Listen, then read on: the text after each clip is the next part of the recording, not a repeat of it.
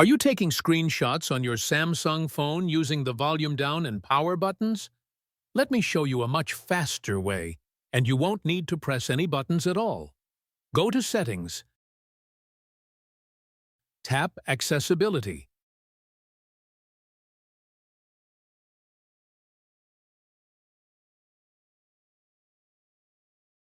Interaction and Dexterity.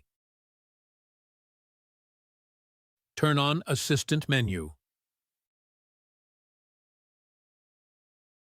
Tap the floating button.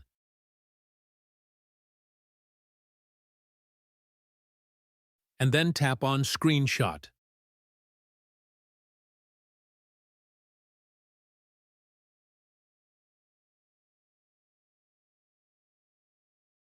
Done! No buttons needed. Follow for more Samsung tips and hidden tricks.